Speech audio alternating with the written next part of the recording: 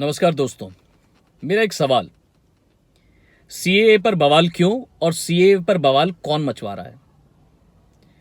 CAA किसी की नागरिकता छीनने की बात नहीं करता। हमारे देश के किसी भी नागरिक से उसका लेना देना नहीं। सीएए जो धर्म के नाम पे प्रताड़ित लोग हैं, चाहे वो पाकिस्तान में हो, चाहे वो अफगानिस्तान में हो, चाहे वो बांग्लादेश में हो, इनको शरण देने की बात करते हैं। मैं आपको इंसिडेंट एक याद दिला दूं। अभी रिसेंट बात है, पाकिस्तान में एक स्कूल जाने वाली ईसाई बच्ची, इसका अपहरण किया जाता है, जबरन उसका निकाह कर दिया जाता है और उसको इस्लाम में कन्वर्ट करवाया जाता है। और ऐसे कई सारे इंसिडेंट्स हैं यहाँ पे। और आपने देखा भी होगा कि आज तक जो उनके जो पॉपुलेशन थी वहां माइनॉरिटी की, आज वहां कितने रह गए हैं, खून के आंसू रो रहे हैं। तो उनको हमने शरण देने की बात करी। अब ये सब पर बवाल कौन मचा रहा है, लोगों को गुमराह कौन कर रहा है? अभी नागरिकता तुम्हारी छिन जाएगी, ये तुम अपना धर्म नहीं मान पाओगे, कौन कहता है? आपने देखा होगा आजकल आयशा रेना नाम की, लादीदा नाम की बड़ी वो लड़कियां हैं। आपने देखा होगा ना, वो हिजाब पहन के, चश्मा पहन के, सब ये ज़्यादातर सब जगह दिखती हैं। ये कौन है?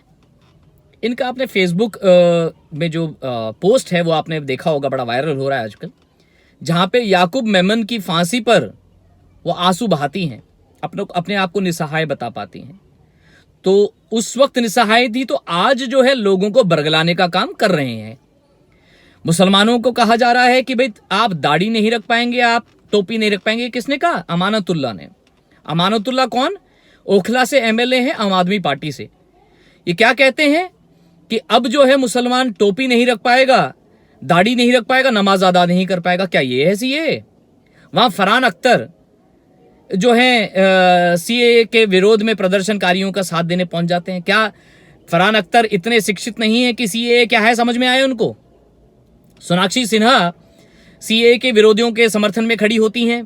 क्या वो शिक्षित इतनी नहीं है कि उन्हें नहीं पता सीए क्या है?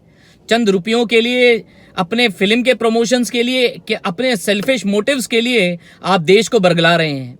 आपने देखा होगा कि सीए के प्रदर्शन में जो आने वाले जो लोग हैं, उन्हें भी नहीं मालूम कि सीए क्या है। उनको बस इतना देकर भड़काया गया है, इतना कहकर भड़काया गया है कि भाई इस्लाम खतरे में है, अब आप धर्म अपना इंडिया में नहीं कर पाएंगे, आप दाढ़ी नहीं रख पाएंगे, आप नमाज नहीं अदा कर पाएंगे। हर जगह यही हो रहा है। क्या सीए ये कहता है? अब मैं आपको कुछ पीछे की बात याद दिला दूं। 2003 में मनमोहन सिंह जी ने सदन में यही बात बोली कि भाई इन देशों में धर्म के नाम में प्रताड़न हो रहा है, इनको अपने देश में शरण देना चाहिए। 2005 में ममता बनर्जी कहती हैं कि भाई बांग्लादेश से घुसपैठियां हमारे बंगाल में घुस रहे हैं और ये बहुत सीरियस मैटर है। आज जब वो उनके वोट बैंक बन गए, आज वो सीरियस मैटर नहीं है। आज उनको वो छोड़ने नहीं देंगी। कहते हैं भाई हम बांग्लादेशियों को अपने यहां से जाने नहीं देंगे। तो आपके सामने है ये सब चीजें कि ये सब देश में बरगलाने का काम करें। इनके लिए चंद वोट हैं। शिक्षा मंत्री हैं, शिक्षित हैं, उप मुख्यमंत्री हैं दिल्ली के मनीष सिसोदिया जी। ये क्या ट्वीट करते हैं? एक वीडियो लेकर ट्वीट करते हैं जिसमें पुलिसकर्मी पानी डालते हुए दिखते हैं बस में। क्या कहते हैं? कौन आग लगा रहा है? अगले दिन एक पत्रकार उसका खुलासा करते हैं वीडियो के साथ। 099 नंबर की बस जो थी वो सही सलामत खड़ी है और जिस सीट पे पुलिसकर्मी पानी डाल रहे थे उस सीट को दिखाया, उसकी कंडीशन क्या थी, जिसमें आग लगी हुई थी। तो आपके सामने है चीजें। कौन आपको बरगला रहा है? क्यों बरगलाया जा रहा है? चंद वोटों के लिए बरगला रहे हैं मुसलमानों को और कुछ ये समर्थकों को। ये टुकड़े टुकड़े गैंग और सिमी जैसे बैंड संगठनों के लोग हैं जो देश में आग लगाने का काम कर रहे हैं। उन्होंने देख लिया है कि भाई 370 पे बवाल नहीं बचा, राम मंदिर में बवाल नहीं मचा, ट्रिपल तलाक में बवाल नहीं मचा, तो कैसे ना कैसे देश में जब तक बवाल नहीं मचेगा, आग नहीं लगेगी, इनकी पॉलिटिकल रोटियां नहीं सिकेंगी।